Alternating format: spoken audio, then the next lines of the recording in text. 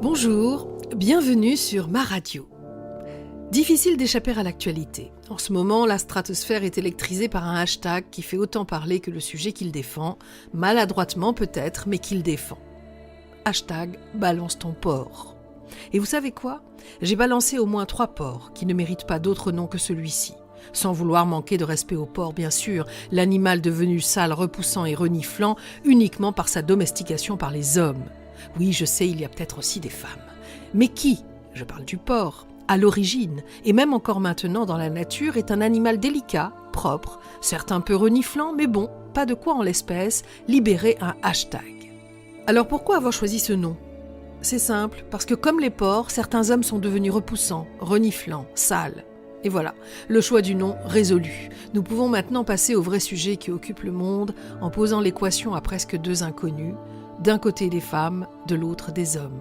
Jusque-là, la nature est si bien conçue qu'elle nous a créés pour nous rencontrer, nous découvrir, nous aimer, nous unir, fonder une famille, travailler, vieillir et tout ça dans une bulle d'amour. Oui, je sais, ça fait un peu petite maison dans la prairie, et oui, je sais que la vie n'est pas une bulle d'amour, en tout cas pas toujours. Mais je sais aussi que de nos jours, parfois, l'équation se complique. Eh bien oui, parfois c'est une femme avec une femme, un homme avec un homme, des femmes qui sont en fait des hommes qui deviennent des femmes. Comment voulez-vous aussi que l'on s'y retrouve ?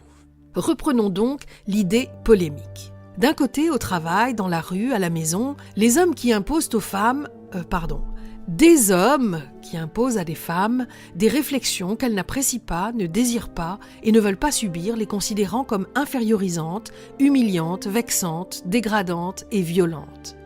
Mais ces hommes insistent et se permettent d'en rajouter, d'en abuser, voire même d'outrepasser les mots par des gestes qu'elles n'apprécient pas, ne désirent pas et ne veulent pas subir, les considérant comme infériorisants, humiliants, vexants, dégradants et violents. Ces hommes utilisent pour arriver à leur fin soit une position de pouvoir, soit une force physique, soit un lien s'apparentant à une possession, soit les 3 à la fois. Et ça, des femmes en ont marre et elles ont raison. D'un autre côté, des hommes n'acceptent pas de se faire traiter de porc ou de se sentir, juste parce qu'ils sont des hommes, un porc potentiel dans les yeux des femmes. D'autres, eux, se savent des porcs et crient donc plus fort que tous les autres au scandale que les femmes ont initié. Ces mêmes femmes qui oublient qu'elles sont des, je cite, allumeuses, des salopes qui font tout pour attirer le mâle dominant pour ensuite crier hashtag balance ton porc. Que faire avec tout ça ? Qu'il y ait des hommes, et trop nombreux, qui profitent de leur position, force ou autre pour humilier et violenter les femmes, c'est sûr. Qu'il y ait des femmes qui aguichent, excitent, attirent et ensuite dédaignent les hommes, c'est sûr aussi. Qu'il y ait également des femmes qui, utilisant pour réussir tous les attributs non enviables à mon goût de ces fameux hommes, des femmes donc qui profitent de leur pouvoir, de leur situation pour humilier des femmes ou harceler des hommes, oui c'est sûr, ça existe aussi. Dans ce cas, une femme humiliée par une femme, infériorisée, vexée, blessée, dégradée, elle peut faire quoi ? Il faut le qualifier comment ?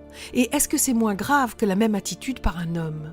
Et un homme harcelé par une femme qui est sa supérieure a-t-il meilleure place ? Et puis, un homme de pouvoir homosexuel, par exemple, voulant profiter d'un jeune homme qui, même homosexuel lui-même, ne veut ni entendre ses mots ni subir ses gestes, comment peut-il le dénoncer ? Et ce serait qualifié comment ?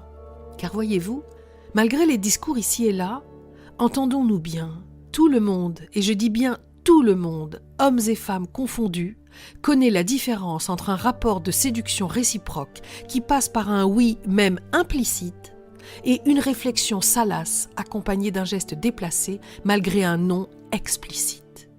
Il y a un autre élément qui est oublié dans toutes ces situations évoquées. Quelle que soit l'attitude de l'un pour attirer l'autre, quel que soit ce qui est compris de la réaction de l'autre, au moment où s'approchant pour agir, l'autre dit non, on doit entendre non, et ne plus se permettre après ça d'essayer d'obtenir ce que l'on a cru avoir acquis par avance. Et puis soyons honnêtes, combien d'entre nous, hommes et femmes confondus là encore, combien d'entre nous ont vu, entendu, sans rien dire, des choses que nous savions répréhensibles car faisant atteinte à la liberté ou à la dignité de l'autre, et combien de nous se sont tus par peur, lâcheté ou indifférence. Moi-même, je n'ai jamais parlé du harcèlement que j'ai vu, entendu au sein d'une municipalité, ou en général dans les administrations, écoles, hôpitaux, municipalités, police et j'en oublie. Parce que souvent, on préfère se taire pour éviter le scandale, pour ne pas salir l'administration, l'Église. On se tait couvert par un supérieur, lui-même couvert par un supérieur, lui-même couvert ou se disant couvert par l'État ou le bon Dieu. Par exemple, qui a parlé de ce conseiller de maire qui a fait s'écrouler en larmes une directrice générale des services, lui assénant entre autres joyeuseries « Tu t'habilles comme une salope ».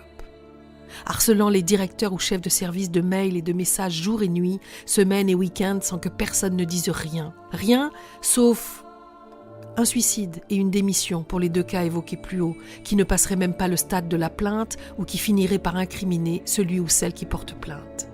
Qui ose parler de ce même conseiller qui, après avoir dit à une jeune femme française noire qu'elle faisait vraiment jeune, lui demande « Il faudrait me dire comment s'appelle ton marabout ?»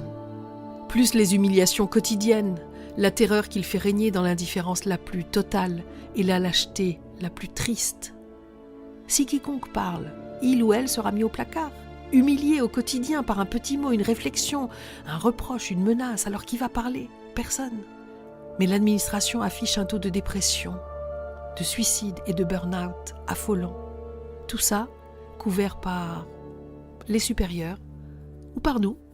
Qui a parlé de ce chef de service qui, alerté par un agent du service public d'une situation de harcèlement sexuel, décide de ne pas laisser passer, convoque la plaignante, les témoins et décide de relever de leurs fonctions celui qui a agi, qui plus est sous l'emprise de l'alcool dans un lieu public, et 2 témoins qui ont assisté, n'ont pas levé le petit doigt pour intervenir et ensuite n'ont rien dit par solidarité.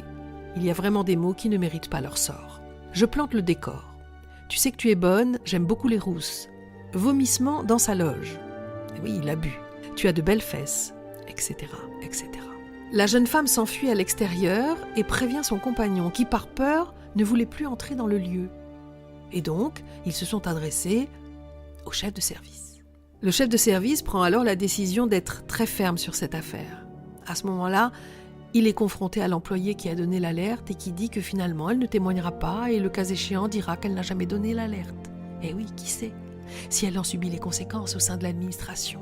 Donc elle se tait. Une plaignante qui finalement ne portera pas plainte et finira par dire que le chef de service a menti. Tout ça par peur des représailles des assaillants. Le coupable et les témoins qui vont enfin déposer une plainte pour licenciement abusif, ce qui va aboutir à la convocation du chef de service, dans les locaux de la police, devant une femme policier qui lui dira qu'il a peut-être exagéré, qu'il a fait un transfert sur cette jeune femme qui pourrait être sa fille, mais que bon, même ici, au sein du commissariat, elle en tant que femme connaît ça, c'est une pratique courante, ce n'est pas si grave, on s'habitue, ce ne sont que des mots, ça ne va pas bien loin. L'entretien a duré plus de 3 heures, avec des moments incroyables où l'on a menacé de garder le chef de service en garde à vue, car nous avons le droit de le faire, monsieur. Dans cette affaire, ni la plaignante, ni les témoins n'ont été entendus et elle a été classée sans suite. Pourquoi cet homme ne recommencerait-il pas ? Comment demain une femme pourrait-elle aller se plaindre dans un commissariat ? En tout cas dans celui-ci. Finalement, le mécanisme est le même partout, car la nature humaine est la même partout. Forte parfois, fragile souvent et à protéger toujours. Alors il nous reste l'éducation de nos fils, de nos filles, afin qu'ils ou elles ne perpétuent pas les erreurs. Et en attendant que le relais soit pris par eux, il faut en appeler à la loi, afin qu'elle fasse savoir par sa fermeté que toutes ces situations sont inacceptables. Tout ça dans le but que ceux qui sont malades se fassent soigner par peur de la sanction, et ceux qui ne sont pas malades se retiennent par peur de la sanction. Parce que voyez-vous, en 2014, en France et à la maison, 134 femmes sont mortes sous les coups d'un conjoint violent. 223 000 femmes de 18 à 75 ans ont subi des violences physiques et sexuelles de la part de leur ancien ou actuel partenaire. 14% seulement ont déposé plainte auprès d'une gendarmerie ou d'un commissariat. 1 femme sur 3 dans le monde est victime de violences conjugales. Et pour ce qui est de la violence sexuelle exercée par d'autres que le partenaire, ce sont les Africaines qui en souffrent le plus, 45%, suivies des Asiatiques du Sud-Est, 40%, des Américaines, 36%, puis des habitantes de pays à revenus élevés, 32%, des femmes du Pacifique occidental, 27%, et des Européennes, 27%. L'OMS a commencé un travail de lutte contre ces violences en partenariat, entre autres, avec des ONG. Car d'après le Dr Chan, directeur de l'OMS, il s'agit bien là d'un problème mondial de santé publique d'ampleur épidémique. Alors voyez-vous, le hashtag Balance ton porc à côté des mots et des gestes à l'adresse des femmes dans le monde entier n'est rien. Inutile de perdre du temps à polémiquer là-dessus. Ce que ce phénomène nous dit, et merci, hashtag Balance ton porc, c'est « Maintenant vous pouvez parler, vous n'êtes plus seul et on vous croit ». Et cette avancée-là, elle est une avancée mondiale qui a fait à nouveau se lever les femmes dans tous les pays du monde. Tous ces actes ou paroles relèvent d'un crime contre l'humanité, de celui ou celle qui soit n'est pas en mesure de refuser, soit ne peut pas physiquement refuser, soit ne sait pas qu'il faut refuser. Dans le privé, le public, harcèlement moral, harcèlement physique, violence sexuelle, bizutage, il y en a des mots pour emprisonner la conscience et des idées polémiques pour secouer les cœurs. Le courage augmente en osant et la peur en hésitant. À demain. Et surtout, n'oubliez pas de faire serendipity de vos vies.